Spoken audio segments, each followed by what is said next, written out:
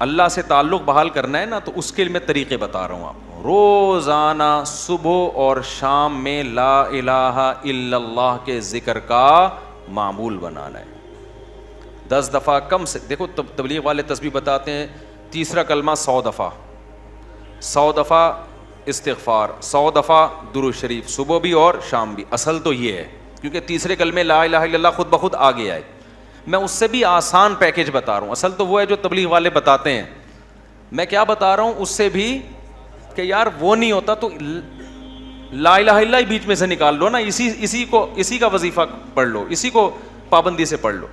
تو جتنے یہاں مرد اور خواتین آج بیان سننے کے لیے آئے ہیں، آج سے عزم کریں کہ ہم نے روزانہ کم سے کم 100 مرتبہ صبح اور 100 مرتبہ شام لا الہ الا اللہ کا ورد کرنا ہے. اچھا، ذکر میں اصل یہ ہے کہ آہستہ آواز سے کیا جائے.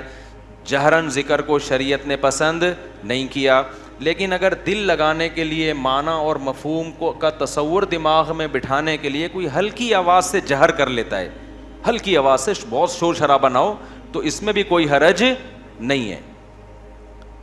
تو آپ نے کیا کرنا ہے، یہ 2 مثالیں صبح سوچنی ہے. صبح کے وقت کر لیں اور شام کے وقت کر لیں. بیٹھیں قبلہ رخ ہو کے، 10 دفعہ استغفار اپنے گناہوں کو یاد کر کے، 10 دفعہ درود شریف پڑھ لیا. اس کے بعد ہلکی آواز میں لا الہ، مزے لے کے ذکر کرنا ہے، ٹرخانہ نہیں ہے. 100 دفعہ نہیں ہو رہا نا، 50 دفعہ کر لو. وہ کام جو تھوڑا ہو پابندی کے ساتھ ہو، اللہ کو زیادہ محبوب ہے اس کام سے جو بہت زیادہ ہو لیکن اس کی پابندی نہ ہو. تو کیا کرنا ہے، ہلکی آواز سے لا الہ الا اللہ، لا الہ الا اللہ. اور تصور کوئی نہیں ہے. لا الہ کا مطلب، اللہ قرآن میں کہتے ہیں افرأیت من اتخذ الہہ ہواہ، تم نے ایسے لوگ دیکھے جن کا معبود ان کی خواہشات ہیں، خواہشات کو اپنا خدا بنایا ہوا ہے. تو لا الہ میں آپ نے کیا تصور، میری خواہشات میرا خدا نہیں ہے. جس کے دل میں بھی، وہ ہر آدمی کو پتا ہے مجھے کس سے زیادہ عشق چڑھا ہوا ہے آج کل، گاڑی سے زیادہ ہے، بنگلے سے زیادہ ہے، بحریہ ٹاؤن سے زیادہ ہے، یہ کس سے ہے، جو گھسا ہوا ہے نا دل کے اندر. کسی کو کسی چیز سے ہوتا ہے، کسی کوئی، یہ جو عاشق ہوتے ہیں نا جن کو حرام عشق ہو جاتے ہیں، ان کو کہا جاتا ہے اس محبوبہ کا تصور کر کے دماغ سے نکالو جو حرام عشق ہے. سمجھتے ہو کہ نہیں سمجھتے؟ تو آج سے یہ وعدہ کرتے ہیں کہ نہیں کرتے؟